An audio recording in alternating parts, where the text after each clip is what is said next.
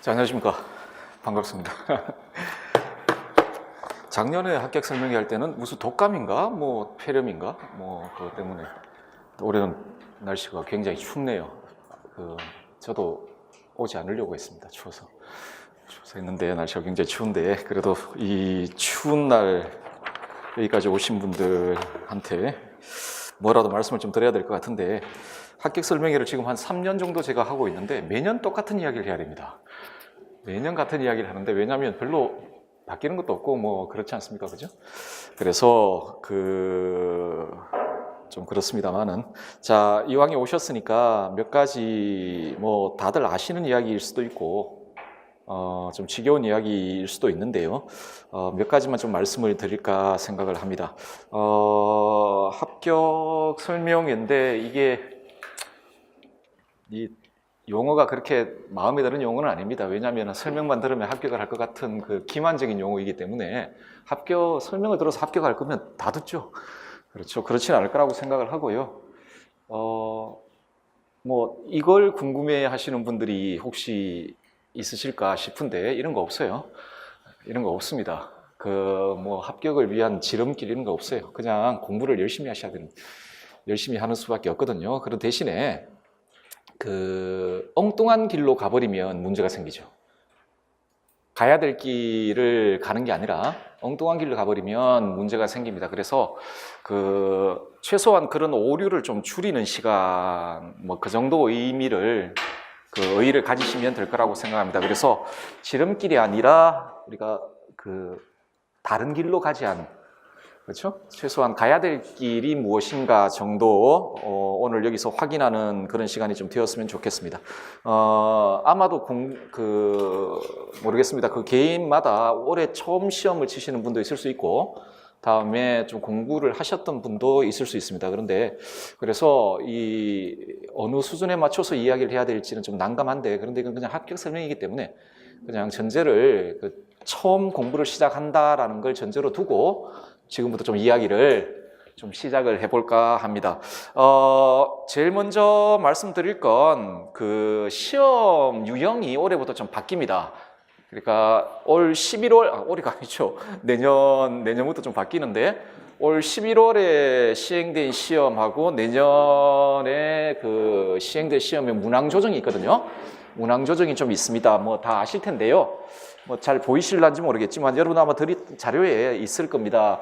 올해 보면 이렇게 되어 있죠. 뭐 기입형 몇 문제, 다음에 서술형 몇 문제, 다음에 뭐 논술형 이런 식으로 11월 달 올해 시행된 시험이 되어 있었는데 이게 올해 겁니다. 기입형 그러니까 전공 A 그러니까 첫째 시간이죠. 교육학 끝나고 A에서 기입형 8문제, 서술형 6문제였고 전공 B에서 서술형이 7문제인데 그중에 2문제는 5점입니다. 서술형 기본 4점이거든요. 그런데 B형 시험에서 2문제 끝에 6번, 7번 문제가 5점짜리 문제고 나머지는 다 4점 문제인데 요 논술형이 이제 10점짜리가 하나 들어가 있었죠. 그런데 이게 올해부터는 이런 식으로 바뀝니다. 2교시에 기입형 4문제, 서술형 8문제. 그리고 3교시에 기입형 2문제. 원래 2교시에 기입형 몰아쳤는데 요걸 좀 나눠 놓고 기입형을 2문제 줄였습니다. 6문제 줄였는데 이게 그런데 지금까지 시행된 시험을 보면 기입형 8문제가 별로 의미가 없어요. 왜냐하면 서술형 시험에 거의 반 이상이 기입을 합니다. 기입 문제를 넣고 있기 때문에 어떤 의미에서 보면 기입형 문제가 지금까지 10문제 이상 나와요. 10문제 이상 나왔다라고 보십니다만 어쨌든 간에 이렇게 되고 서술형이 9문제입니다. 그러면 어떻게 되나요? 서술형 문제가 더 늘었죠. 그리고 논술형 시험이 없어졌어요. 그런데 이거는 의미가 없어요. 이게 왜 의미가 없냐면 예전에 여러분 1차 객관식, 2차 논술 그런 시대가 있었죠. 아마 여러분들 기출문제 같은 거 나중에 보시든지 아니면 보신 분도 있었을 텐데 보시면 예전 논술 문제는 정말 논술 문제예요. 정말 논술 문제입니다. 우리가 알고 있는 유형의 논술 문제인데 지금 시험 유형기에서 논술 문제는 서술형 시험 이렇게 붙여놓은 겁니다. 거의 그런 성격이 굉장히 강해요. 그래서 서술형 문제 한 3-4문제를 이렇게 붙여놓은 뭐 아니면 뭐 두세 문제 정도를 이렇게 붙여놓은 문제입니다. 하기 때문에 사실상 서술형 문제예요. 제 느낌상. 자, 그래서 그 논술형 문제를 없애고 서술형 문제를 더 늘렸습니다. 그래서 대신에 5점짜리 서술형 문제는 없고요. 전부 서술형 문제는 4점짜리로 이렇게 그 변경이 됩니다. 하기 때문에 뭐 크게 변경되었다라고 생각하실 필요는 없습니다. 그냥 그 시험 유형이 바뀌면 공부 방법이 달라지고 뭐 이래야 되는데 사실상 크게 바뀐 게 없어요. 그냥 문항 조정만 되었고 별로 뭐 의미가 없습니다. 별로 없기 때문에요. 자, 그럼 지금부터 공부를 어떻게 해야 할까를 조금 볼 텐데 제일 먼저 여러분들이 공부를 시작할 때 제일 먼저 해야 될 게 뭘까요? 뭘 해야 될 거 아니에요. 무엇을 해야 될지를 파악을 하셔야 되지 않습니까? 그죠? 자, 뭘 해야 될까?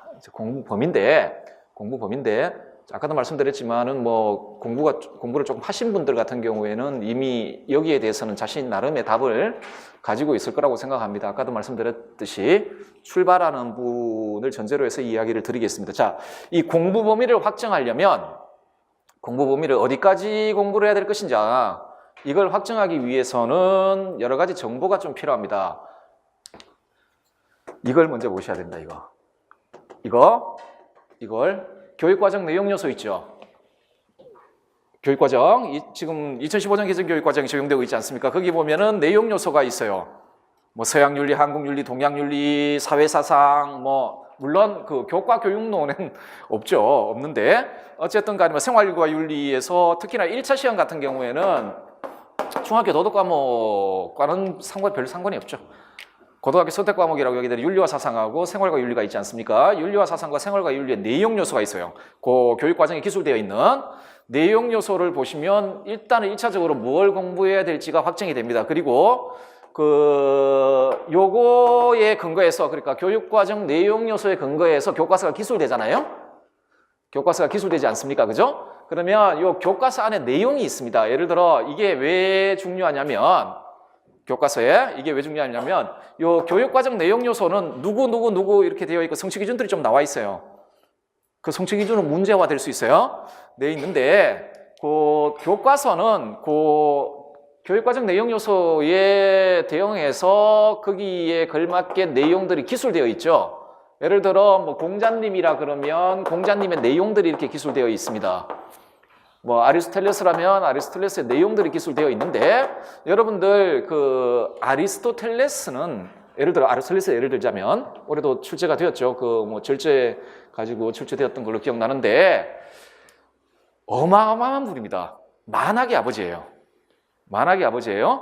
윤리, 철학, 형이상학, 뭐 심리학, 정치학, 미학 모든 학문의 근원, 그 서구 서양 학문의 근원이라고 불려지는 게 아리스토텔레스입니다. 아리스토텔레스인데 다 할 필요가 없죠.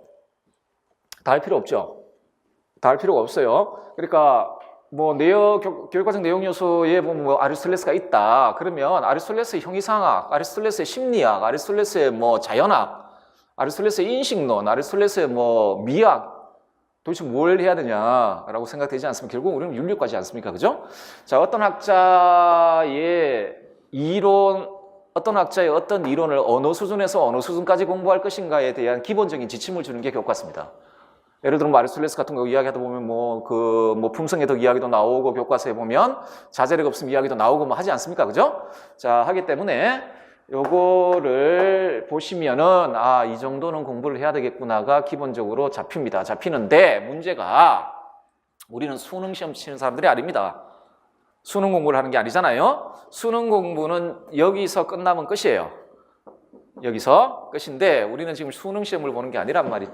그리고 지금까지 기출된 기출 문제들을 보면은 이 범위를 넘어서는 문제들이 상당히 나옵니다. 하기 때문에 지금 그 윤리과의 임용을 보기 위해서는 요 수준은 가지고는 안 되고 기출 문제를 봐야 됩니다. 기출 문제를 보시면 어느 학자의 어떤 영역에 대한 출제들이 되고 있거든요.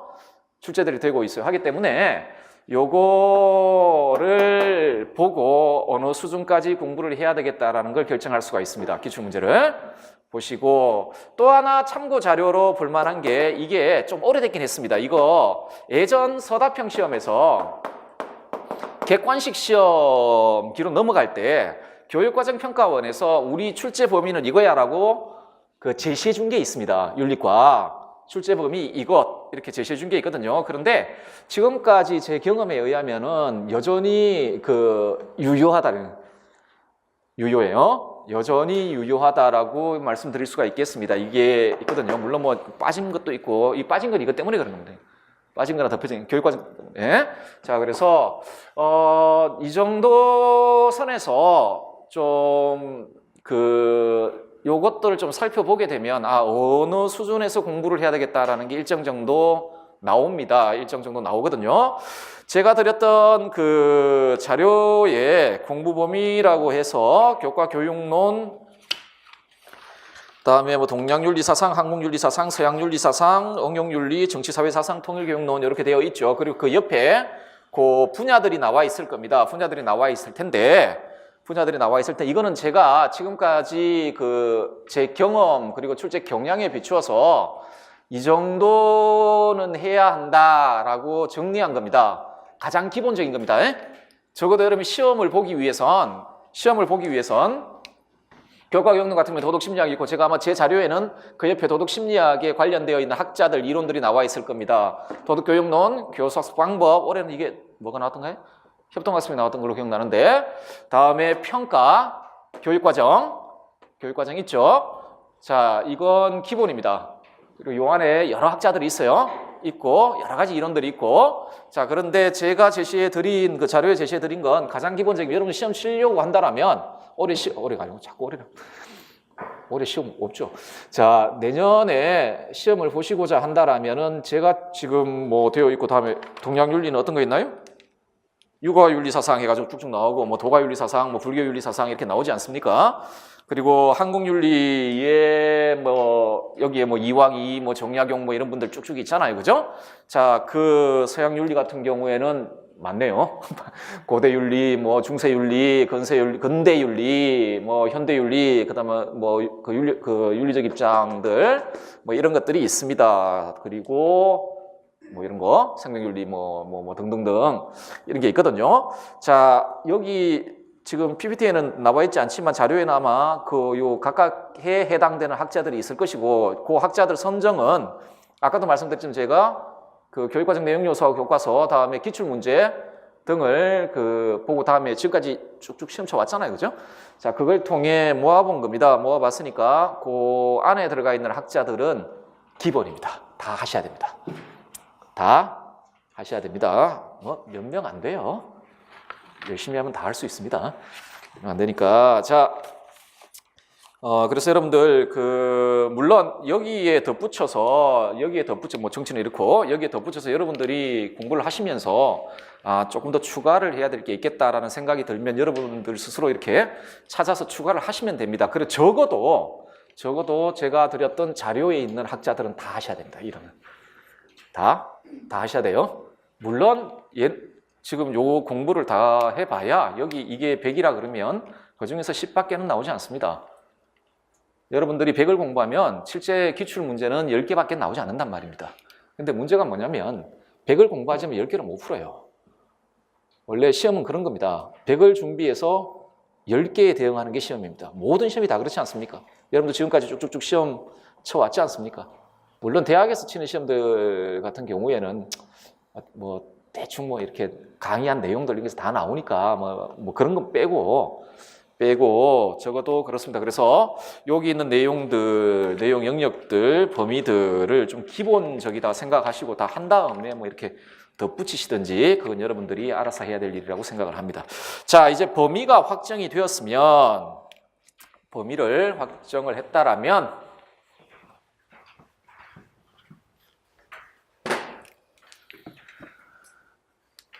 공부 방법을 좀 봐야 될 것 같습니다. 공부 방법을 좀 봐야 될 것 같은데, 우리 공부 방법은 결국 시험 유형에 맞춰서 공부하는 수밖에 없습니다. 시험이 지금 논술은 빠졌죠? 논술은 빠졌기 때문에 기평하고 서술형이라는 문제 유형이 있습니다. 저 문제 유형에 맞춰서 공부를 해야 된단 말이죠. 자, 그러면 어떤 형태의 어떤 유형의 문제들이 나왔는지 조금 보도록 할게요. 올해 시험 가지고. 먼저 기입형입니다. 기입형인데 여러분들 그 자료를 한번 보실까요? 6페이지. 6페이지 자료를 보시면 자, 기입형 대비 공부 방법이라고 되어 있을 겁니다. 되어 있고 첫 번째 사례가 있죠. 이론의 전체적 특징에 대한 이해와 관련된 기입형 문제라고 되어 있죠. 한번 올해 나온 건데 한번 읽어보기. 지금 그 기출문제 푸는 시간 아니니까 유형만 보도록 합시다.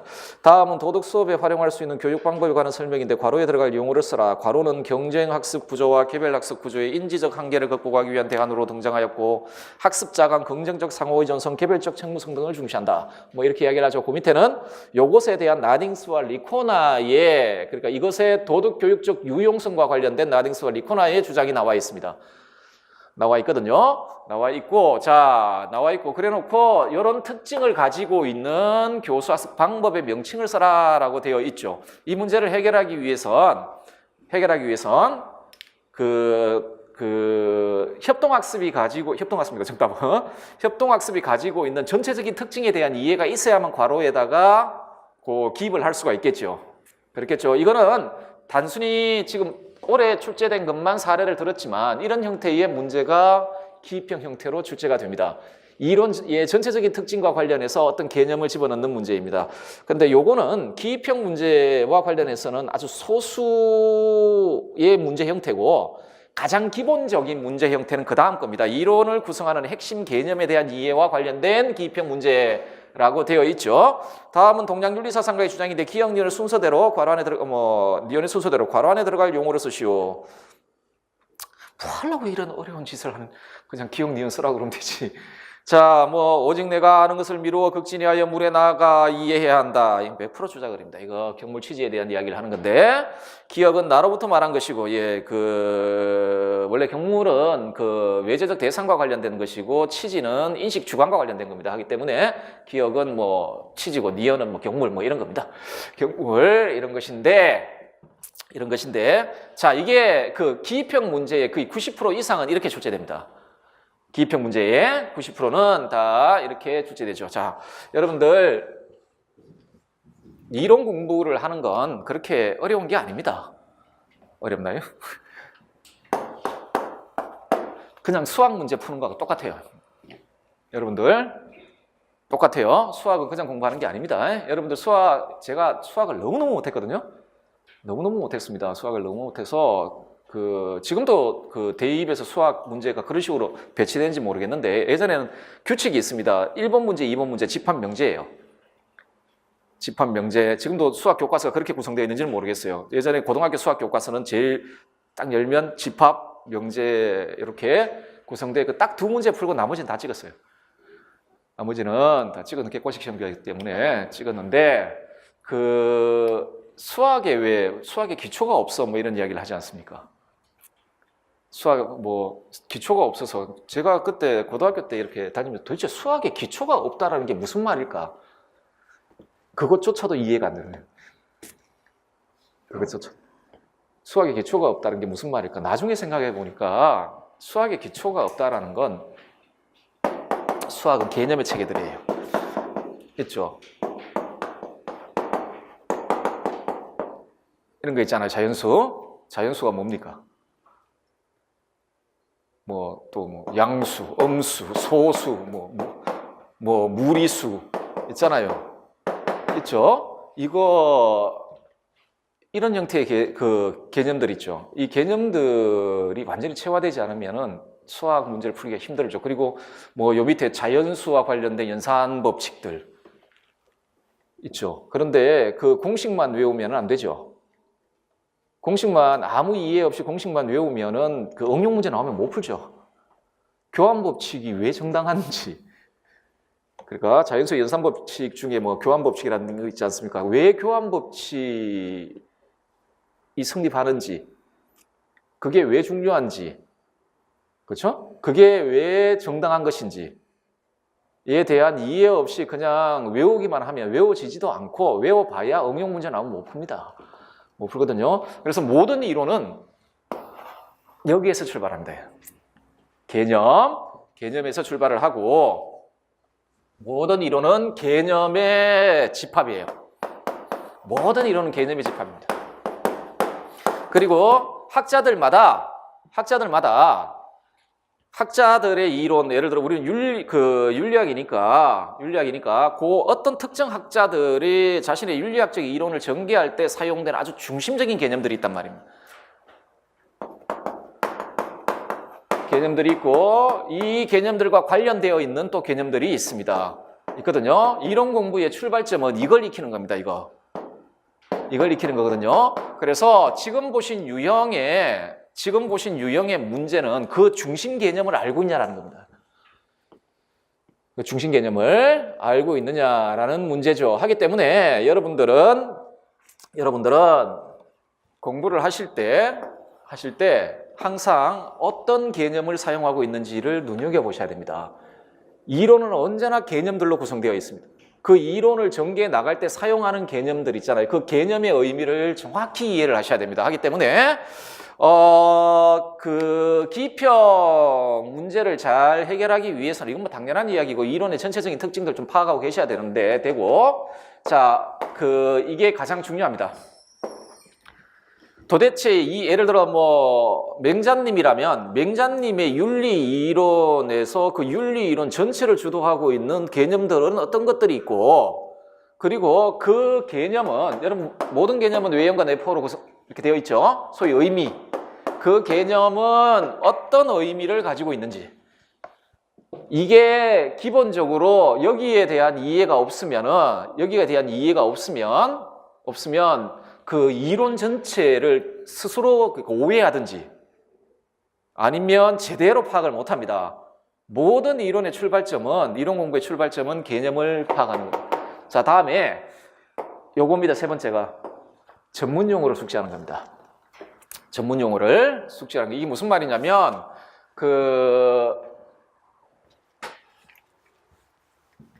물론 이게 서양 같은 경우 외국어를 한국말로 동양은 좀 덜한데 한자니까 서양학 같은 경우 외국어를 한국말로 옮기기 때문에 여러 방식으로 번역이 될 수는 있습니다. 여러 방식 번역이 될 수 있는데 예를 들어 올해 나온 아리스토텔레스 문제 중에 그 절제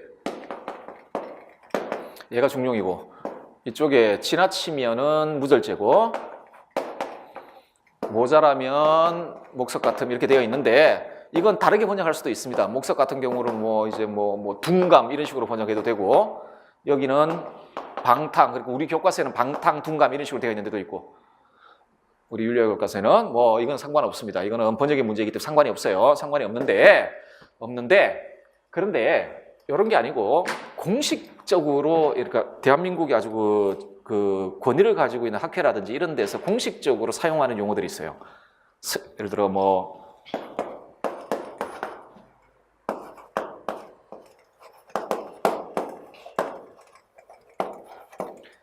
이게 루소의 용어인데 라볼롱테 제네랄은 그 일반 의지라는 말입니다. 불어는 이렇게 되어 있고 요거에 대해서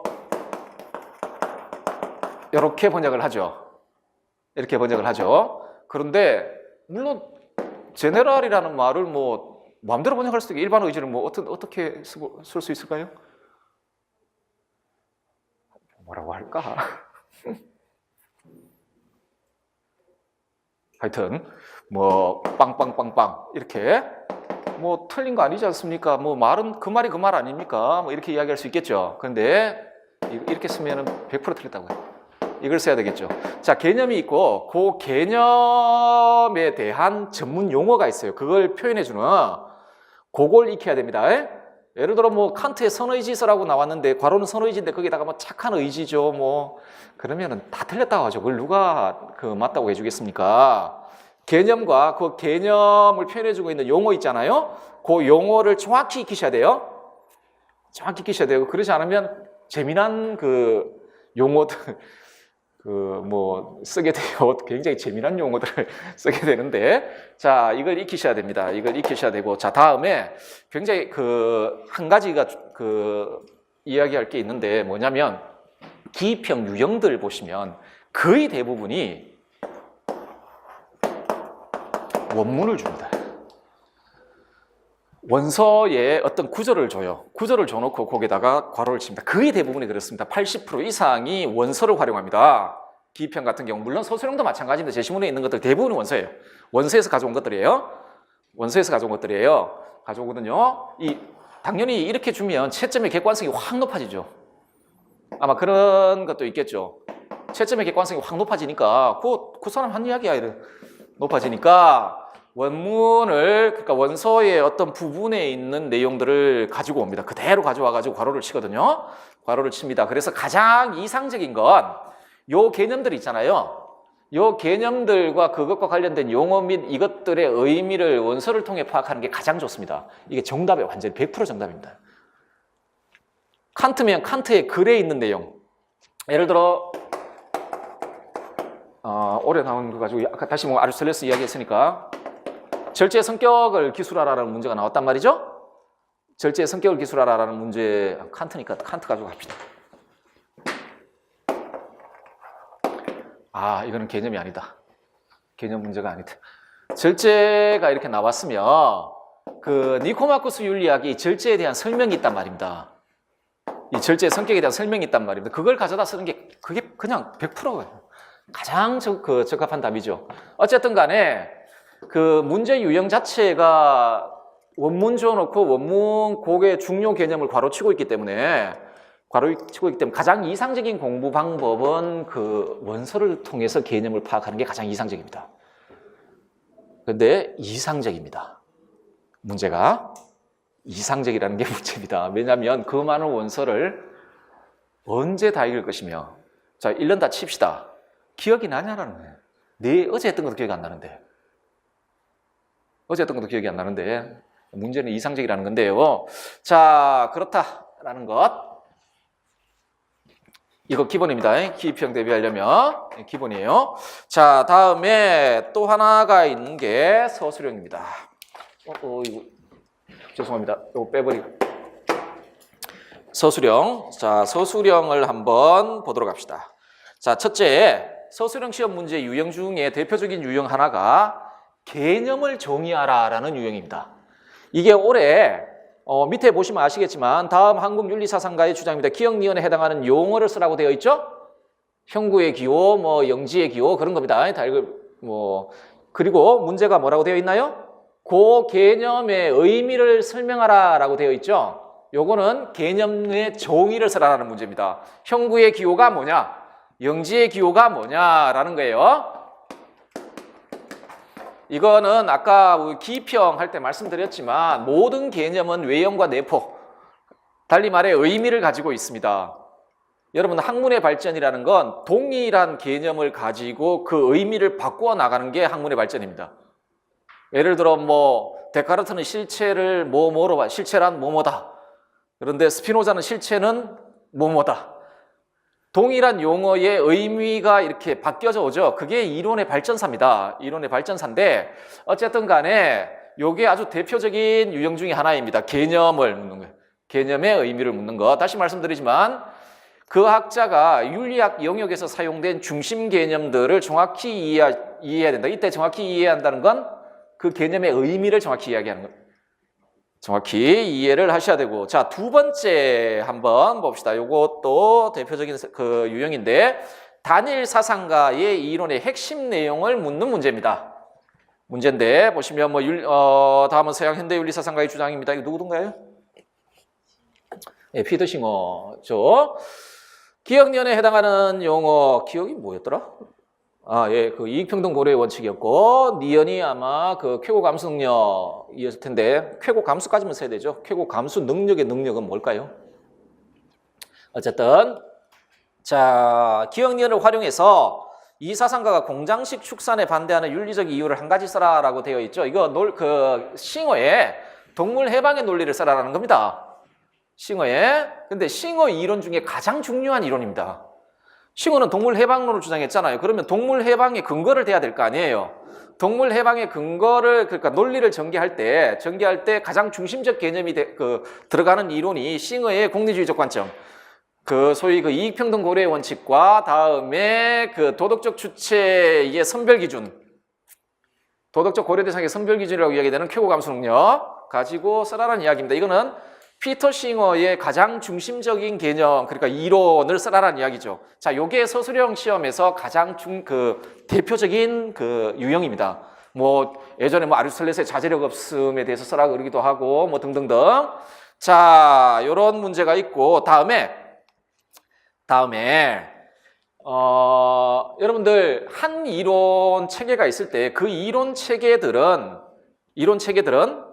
그냥 아리스토텔레스로 계속 갑시다. 사례로 하나의 이론, 그 어떤 사람의 윤리학이라는 전체 큰 체계가 있고 그 체계 아래는 하나의 이론만 존재하는 게 아니죠.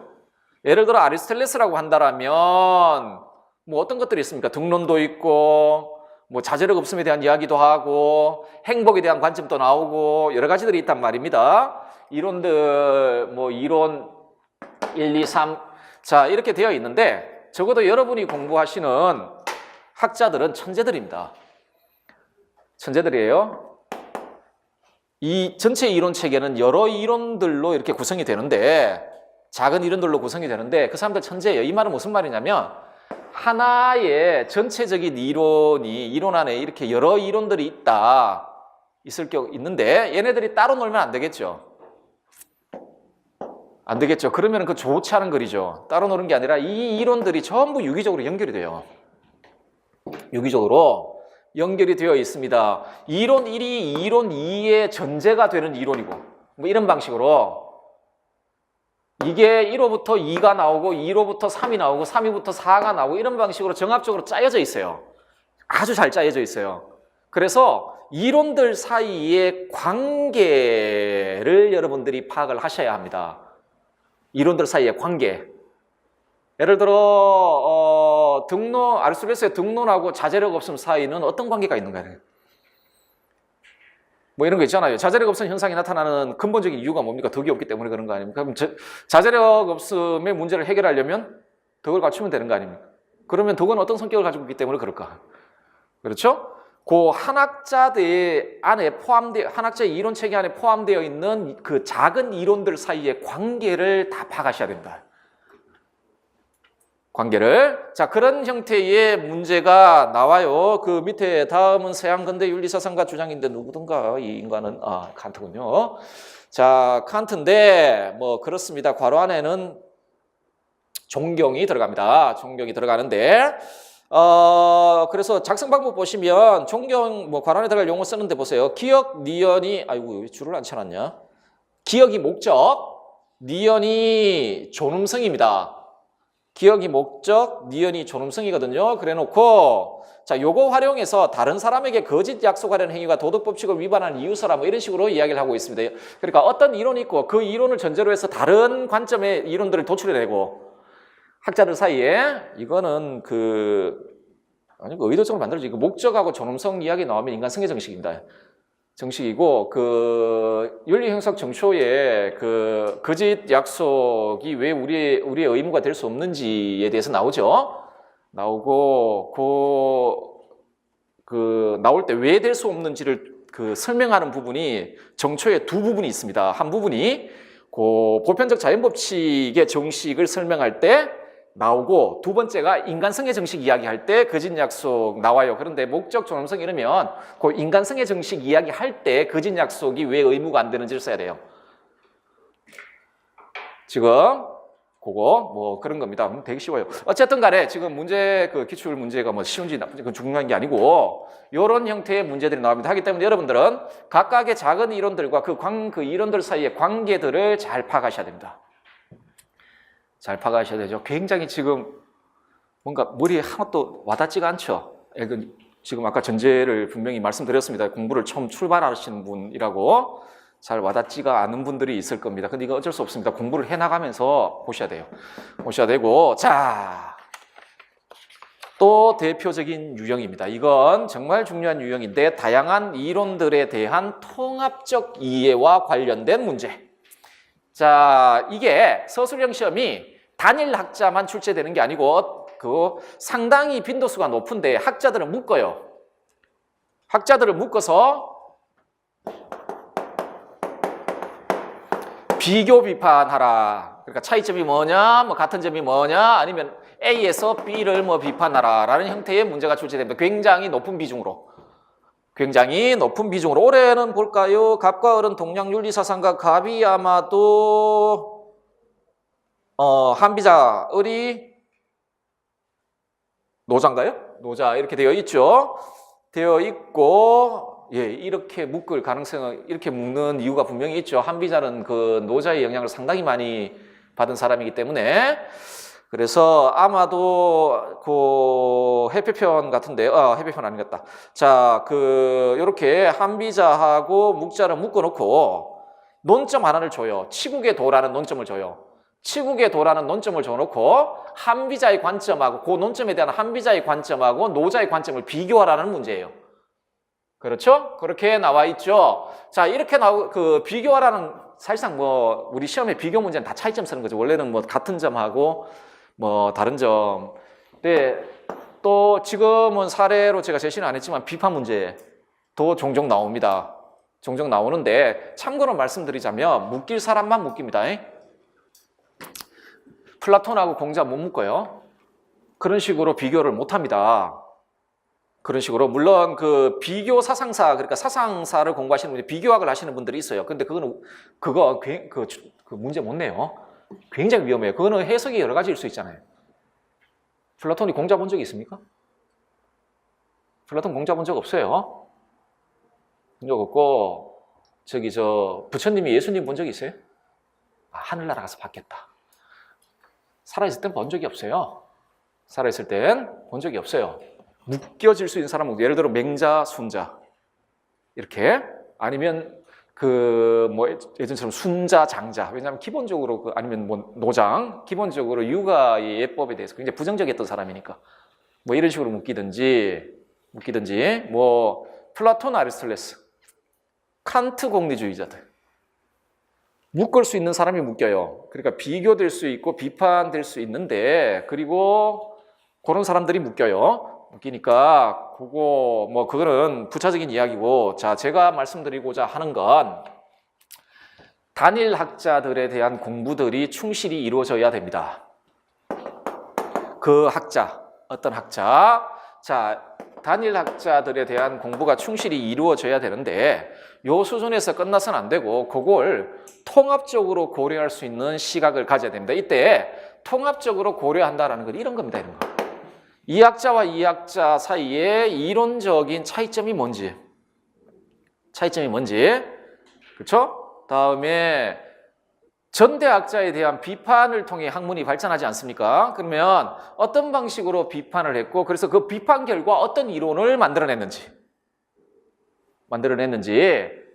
통합적으로 살펴보셔야 됩니다. 통합적으로 살펴보셔야 되는데 아마도 지금도 이 말이 굉장히 추상적으로 들릴 겁니다. 그런데 이 통합적 시각을 갖는 방법은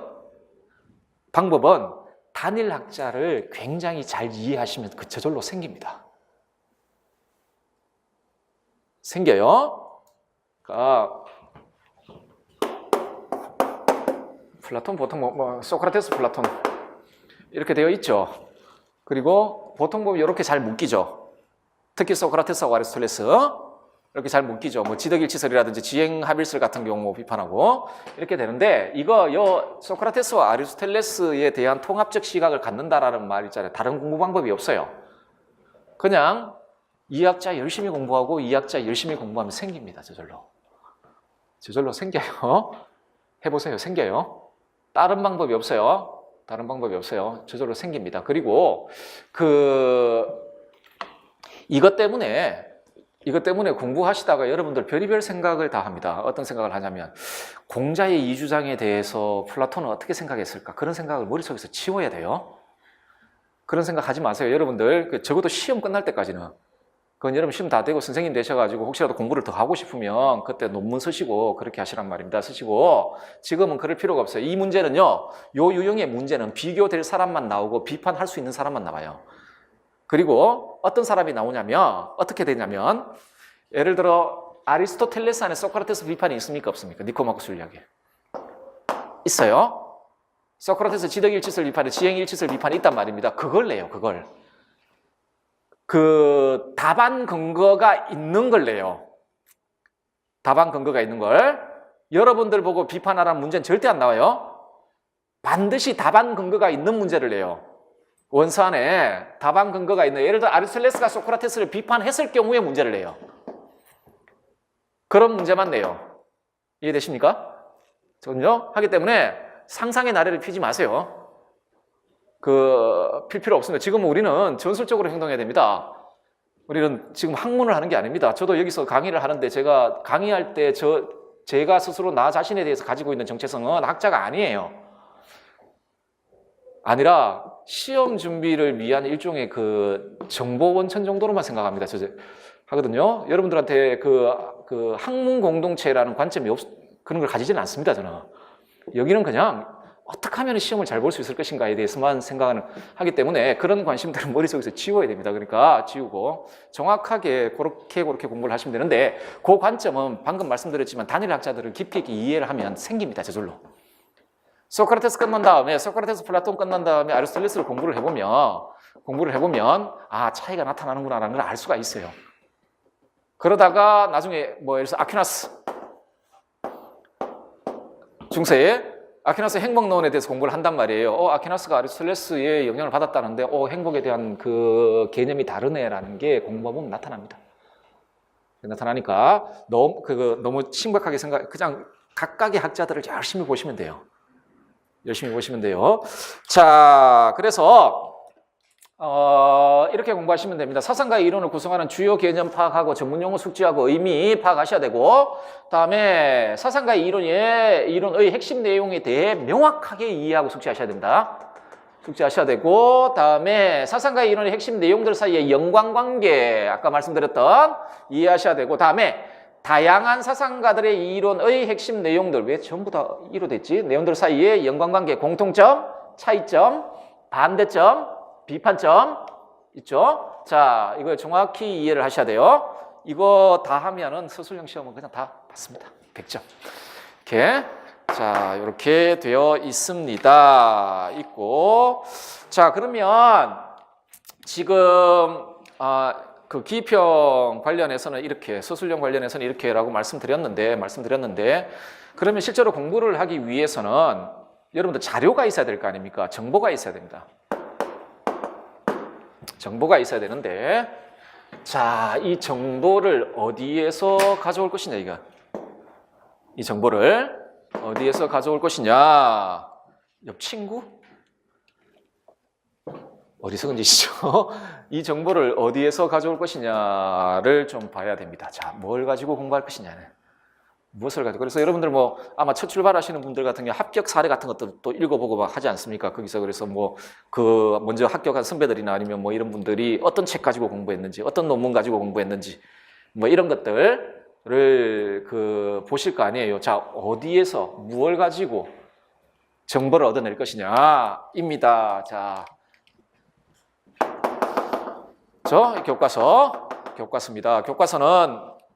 교과서만 잘 보셔도 몇 문제를 맞출 수가 있습니다. 교과서 내에서 나오는 문제들이 있기 때문에 제 개인적인 생각은 생활과 윤리는 그냥 응용윤리 공부할 때는 그게 그냥 기본 베이스가 돼야 됩니다. 그 교과서는 굉장히 잘 써져 있고, 윤리와 사상 같은 경우에는 내용 자체가 그러니까 많은 부분을 다루고 있는데 많은 내용들이 기술되어 있지는 않습니다. 그러니까 개념들이 엄청나게 등장을 하는데, 예를 들어 예전에 보니까 하이데거 같은 거 보니까 하이데거 기술이 반 페이지도 안 되잖아요. 보통 교과서. 그런데 그 하이데거의 실존주의를 구성하는 개념 한 6, 7가지 반쪽에 다 나와요. 반쪽에 다 나오거든요. 그래서 윤리와 사상 같은 경우에는 여러분들이 더 추가적으로 거기에 대해서 공부를 많이 하셔야죠. 그러니까 윤리와 사상은 주석서를 써야 돼요.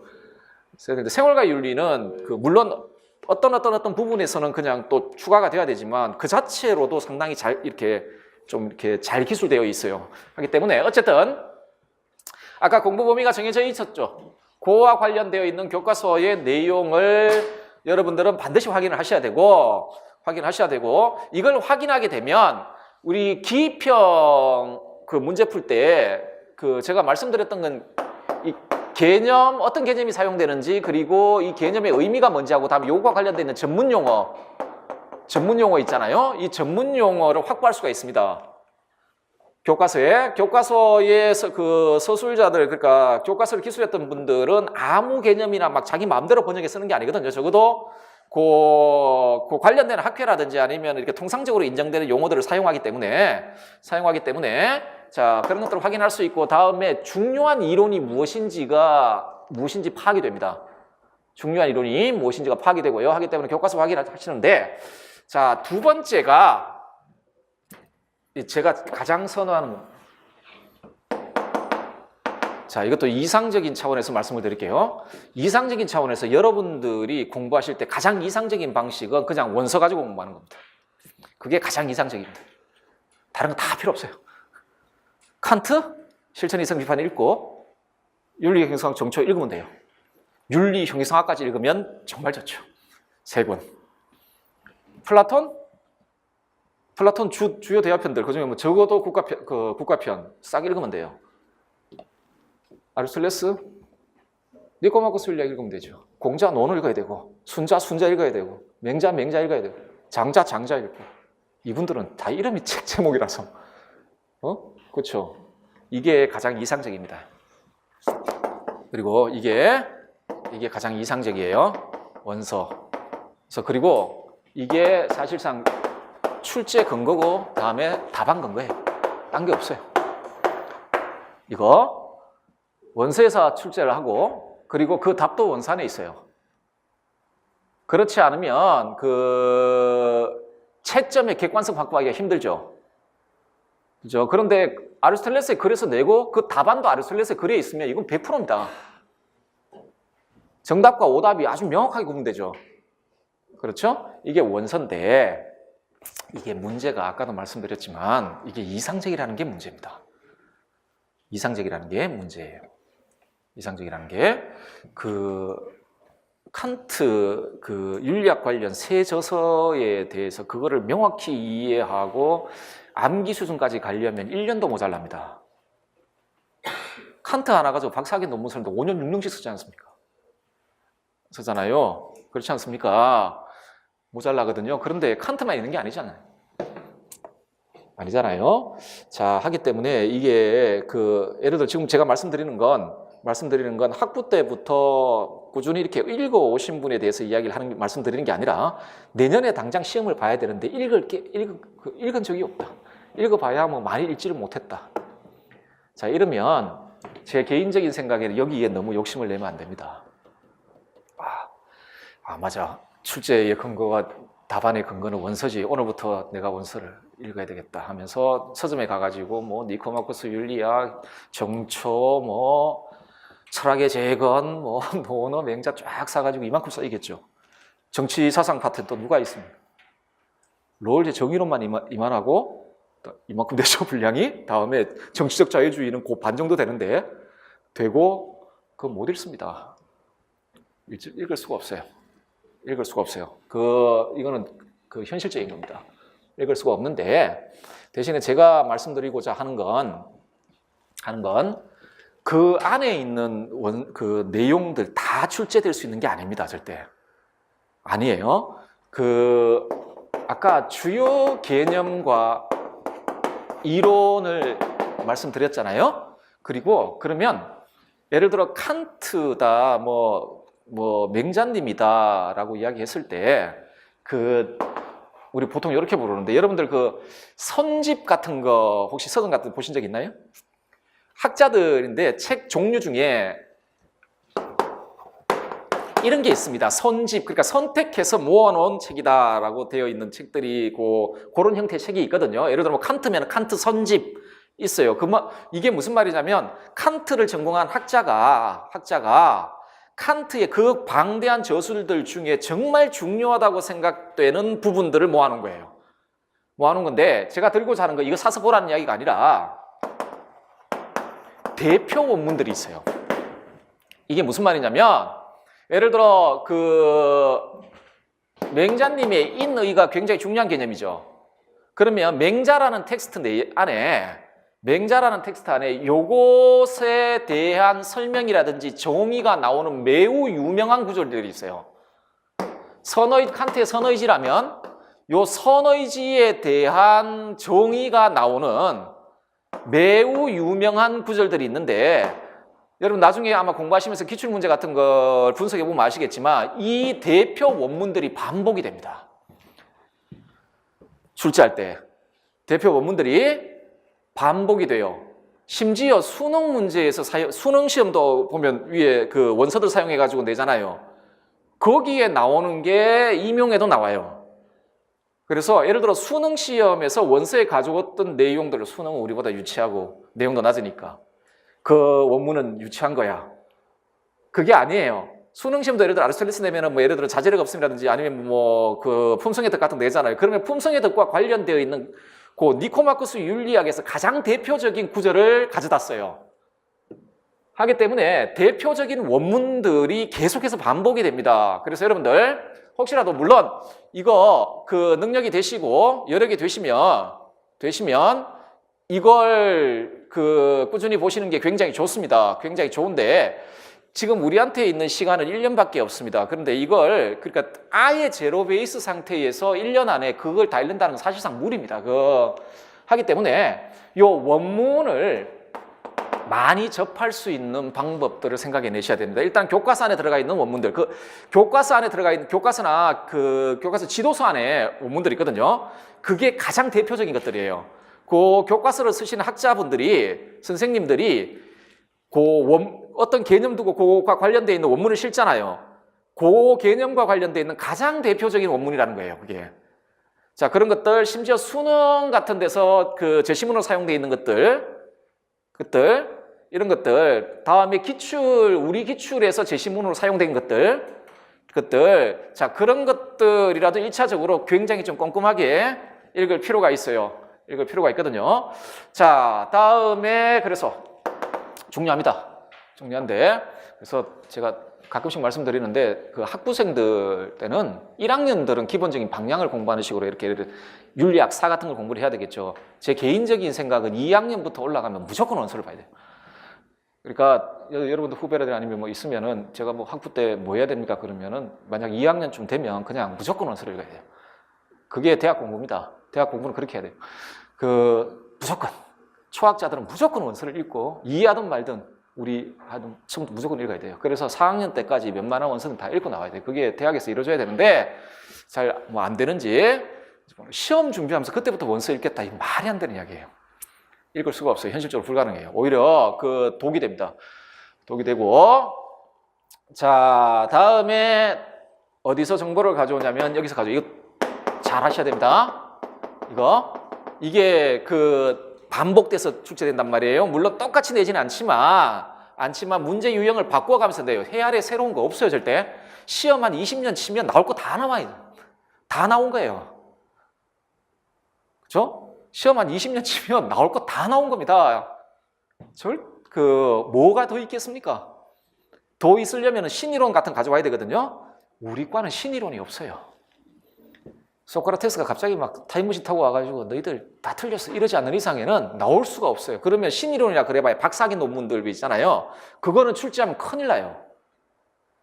지금까지 통상적으로 해서 박사기 논문이라는 게 원래 그런 겁니다. 박사기 그 논문을 쓸 때 머릿속에 항상 뭐만 가지고 있냐면 논문 쓰는 사람들이 기존에 없던 새로운 걸 뱉어내야 돼. 이런 그 강박 가지고 논문을 써요. 하기 때문에 굉장히 새로운 이론들이 나와요. 그래야만 또 각광을 받아요. 선생님들한테 인정을 받는데 문제가 뭐냐면 시험 치는 여러분한테는 독이에요. 독. 그게 아주 일반적이고 통상적인 이론 수준에서 끝내야 돼요. 하기 때문에 우리 과는요 새로운 게 나올 수가 없습니다. 어떤 의미에서는 단점이고 여기서 학원에서 강의하는 사람한테는 미칠 지경입니다. 매년 그 문제풀이 같은 거 하면 더 이상 낼 문제가 없어요. 방금 올라올 때 생물 선생님하고 좀 이야기하다 왔는데 생물은 매년 뭐가 발견이 된답니다. 뭐가 발견이 되어서 뭐가 발견이 된대요. 그래서 그게 다 이렇게 들어온대요. 들어와서 나중에 모의고사 문제를 내든 뭐 문제풀이 문제를 내든 간에 새로운 게 있으면 문제 내기가 있잖아요. 그런데 낼 게 없어요. 한 몇 년 내면. 자, 해아래 새로운 게 없어요. 어떤 방식으로든 변형돼서 나오든 뭐 바로 똑같이 내지는 않겠죠. 나와요. 이거 반드시 보셔야 됩니다. 여기 안에 보시는데 단순하게 답이 뭐다 이렇게 생각하시면 안 되고 아시죠? 뭐 다 아실 텐데 그 이론 정리를 한다라는 생각으로 보셔야 됩니다. 보셔야 되고, 자, 다음에 네 번째가 제 생각에는, 제 개인적인 생각에는 얘가 순위가 1등이에요. 1등인데 원체 힘드니까. 왜냐하면 이 교과서도 좀 잘못된 부분들이 있어요. 교과서 기술된 내용들 보면 조금 문제가 있는 내용이 있는데 어쨌든 간에 이건데 이거 이렇게 다음에 제일 마지막이 이거예요. 이게 소위 2차 자료라고 불려지는 것들인데 2차 자료 뭐 연구서들 다음에 논문들 이런 것들이죠. 연구서들 논문들 예를 들어 여러분들 시험 칠 때 가장 많이 보는 서양 윤리 관련해서 2차 자료 중에 가장 대표적인 게 그 에링턴이죠. 그런 것들을 2차 자료라고 합니다. 연구서라고 보통 불리죠. 연구서인데 원래는 정보원 첨가 관련해서는 그러니까 어떤 관련해서는 가장 신뢰할 수 없는 게 2차 자료입니다.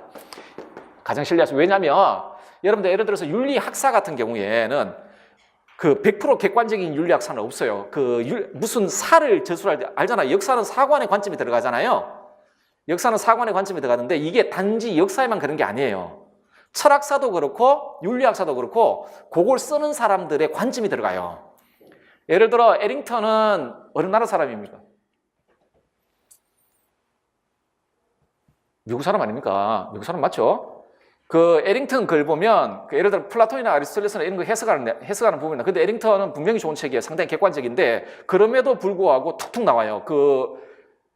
플라톤이나 아리스토텔레스나 이런 고대학자들 분석할 때 미국 학자들이 분석하는 시각들이 이렇게 스며들어가 있어요. 스며들어가 있거든요. 예를 들어 휴움 같은 경우도 대륙에서 바라보는 휴움하고 미국 학자가 바라보는 휴움 자기 역사 전통 안에서 그 시각이 상당히 다르거든요. 달라요. 다르고 예를 들어 휴움을 정서주의 아버지로 평가하고 해석하는 사람들 다 미국 학자들이에요. 다 미국 학자들이에요. 대륙의 학자들은 휴움을 절대로 정서주의 아버지로 보지 않습니다. 에이어 같은 사람들이 휴움을 아주 전형적인 정서주의 아버지로 봐요. 여러분들 보는데 에이어의 아주 유명한 논문 하나 있습니다. 논문 제목이 그냥 휴움이에요. 휴움인데 정서주의 아버지. 이렇게 자 보는데 어쨌든 간에 그래도 중요합니다. 그런데 여러분들은 아마 공부하시면서 제가 강조했던 순서대로 공부하시는 분은 잘 없을 거예요. 그러니까 원서를 가지고 보통은 아마 이걸 토대로 해서 공부하시는 분이 많다고 생각을 합니다. 이게 장점도 되고 단점이 됩니다. 왜냐하면 연구서들이나 논문은 그 학자들의 중요한 내용들을 상당히 압축적으로 전달해 줍니다. 하기 때문에 그리고 좀 이렇게 설명을 해주지 않습니까? 하기 때문에 접근하기가 매우 쉽다라는 게 있는데 아까도 말씀드렸지만 까딱 잘못할까 이게 제가 앞에다가 공신력이라는 말을 붙인 이유는 이거 잘못하면 제목 괜찮네 라고 봐가지고 잘못된 정보를 얻을 가능성도 분명히 있습니다.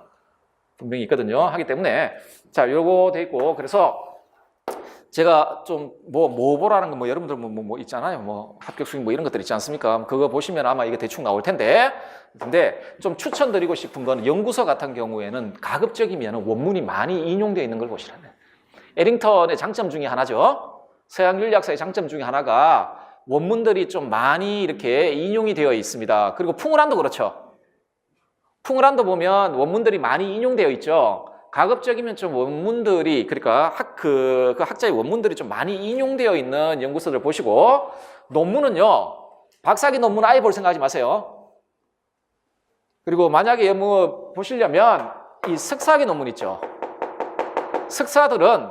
석사의 수준이에요. 석사는 새로운 게 없어요. 석사는 얼마만큼 그 분야에 대한 이해가 높냐를 봐요. 석사 논문들은 하기 때문에 석사 논문 중에 좀 이렇게 쓸만한 게 있으면 알아서들 보시는데 그 정도 좀 추천을 드리고 싶습니다. 자, 시간이 얼마 안 남아서 좀 빨리 이야기를 해볼게요. 자, 그러면 어떤 순서로 공부할까? 이 또 이상적인 건데 실천을 하시면은 좀 좋을 거라고 생각합니다. 이건 제 개인적인 생각입니다. 사람마다 조금 다 다르지만 상반기 1월 달에서 한 6월 달 정도가 될까요? 에는 교과서, 원서, 연구서, 논문, 기출문제 등등등 활용해서 이론을 반드시 한 번 정도 정리를 하셔야 됩니다. 한 번 정도 하시고 자 그리고 이게 되면은 좋겠는데 1차적으로 암기를 한번 끝내셔야 됩니다. 무조건 끝내고 이게 만약에 되면 하반기부터는 만약에 그 정리된 게 있으면 여러분들 있잖아요. 이론을 정리했잖아요. 그러면은 하반기부터는 조금 이렇게 보충 정도 있잖아요. 하고 정리된 걸 그때부터 무한반복 암기해야 됩니다. 시험은 암기입니다. 결국은 암기예요. 결국은 암기입니다. 암기기 때문에 하시고 그 문제풀이 모의고사 뭐 해서 난 다 됐다 뭐 됐는데 이거는 몇 가지 의미가 있습니다. 그 좀 이렇게 이론 다시 정리하는 의미도 있고 복습하는 의미도 있고 그 시험 문제와 암기를 이렇게 좀 이렇게 결합시켜 보는 그러니까 문제를 좀 꼼꼼히 읽으면서 그걸 이렇게 뱉어내는 훈련 같은 것 뭐 그 정도 해주시면 될 것 같습니다. 그래서 이렇게 보는데 이거 여러분들 용어로 서브노트라 그러나요? 의무는 아닙니다. 그 공부 방법은 사람마다 다 다를 수가 있으니까 의무는 아닌데 그래도 제가 상식적으로 생각해서 상당히 많은 분량을 공부를 하셔야 되는데 공부라는 건 처음에 정보가 이만큼 있으면은 이걸 줄여나가는 겁니다. 예를 들어 에링턴이 뭐 아까 봤던 에링턴이라는 뭐 서양 윤리학사가 있으면 그게 500페이지라면 그걸 200페이지로 줄이는 게 공부입니다. 그래서 상식적으로 생각해도 이렇게 뭔가 정리된 걸 있어야 된다고 생각을 합니다. 있어야 된다고 생각을 하고 그걸 중심으로 하반기 때는 계속 외우셔야 됩니다. 계속 외우셔야 한다. 암기입니다. 시험은 결국 암기입니다. 짧은 시간 내에 쏟아내야 되기 때문에 거기 가가지고 생각할 시간이 없어요. 거기 가가지고 생각할 시간이 없습니다. 자, 요 정도를 하시면 될 것 같고요. 마지막으로 아까 말씀드렸지만 그러니까 합격을 하기 위한 방법은 여러 가지입니다. 사람마다 다 다를 수가 있어요. 왜냐하면 지력의 차이라든지 체력의 차이라든지 의지력의 차이 같은 것들이 있기 때문에 다양한 방법, 그래서 뭐 합격 수위 같은 거 봐도 100에 100 다 다르지 않습니까? 물론 공통점은 있지만 자, 다 다르단 말입니다. 그래서 일률적으로 어떻게 하면 합격할 수 있다는 말을 드리기는 굉장히 위험한데 대신에 분명한 건 있습니다. 이렇게 하면 떨어집니다.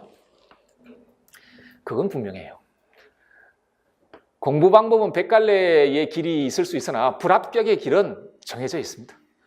정해져 있거든요. 자, 제가 말씀드릴 게 가장 중요한 겁니다. 이겁니다. 이거. 이해와 암기가 분명해야 됩니다. 자, 이론이 어떻게 구성되어 있다고 말씀드렸냐면 이론은 주제와 개념과 논리로 구성됩니다. 이게 이론입니다. 주제는 다른 게 아니에요. 뭐 예를 들어 소크라테스라면 지덕일치란 뭐 덕이란 무엇이냐 이런 거 있잖아요. 그게 주제죠. 그게 그 학자가 중심적으로 다루었던 주제. 그리고 요거는 문제가 됩니다. 문제. 여러분들 그 기출 문제에 물음 있잖아요. 물음은 전부 그 학자가 탐구했던 주제가 물음이 돼요. 물음이 되고 그 다음에 요 주제가 있으면 이 주제를 전개시킬 때 사용된 개념 있죠. 자, 개념들을 공부를 하셔야 되고 그 다음에 중요한 게 뭐냐면 요 개념들을 사용해서 이 주제와 관련해서 어떤 이론을 전개하잖아요. 그 논리를 파악하셔야 됩니다. 어떤 방식으로 이 문제를 해결하는지. 어떤 방식으로 소크라테스가 덕이란 무엇이냐라고 이렇게 물었잖아요. 스스로 문제를 던졌잖아요. 그럼 이 사람이 이것에 대한 자기 이론이 있잖아요. 이걸 어떤 식으로 전개하는지를 확인을 하셔야 됩니다. 이거 확인을 하시고 자, 그래서 요 세 가지에 대해서 이해를 하셔야 돼요. 이해를 하시고 반드시 암기를 하셔야 됩니다. 그런데 암기를 하되 이해가 되지 않는 상태에서 암기하면 응용 문제 나오면 못 씁니다. 못 써요. 못 쓰기 때문에 요거를 잘 하셔야 됩니다. 그리고 잘 하시고 여러분도 공부하실 때 대신에 반복의 횟수를 높이는 게 좋습니다. 예를 들어 아리스토텔레스 공부를 하다가 예를 들어 아리스토텔레스의 덕에 대한 공부를 해요. 근데 도무지 이해가 안 되는 거야. 그때부터 내가 목숨을 걸고 아리스토텔레스의 덕에 대한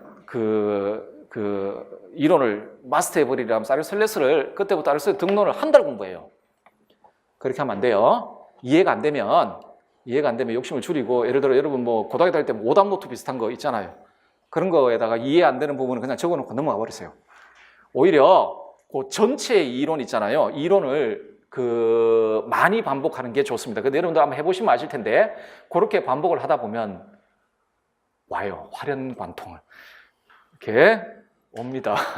오거든요. 그러니까 절대로 한 부분 그 부분에 이해가 안 돼가지고 그걸 너무 오랫동안 붙잡고 있으면 안 됩니다.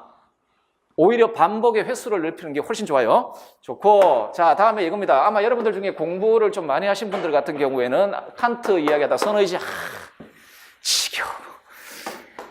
뭐 이런 생각을 하시는, 또 지행일치냐, 뭐 또 인이냐, 또 정이냐, 지겨워 죽겠네.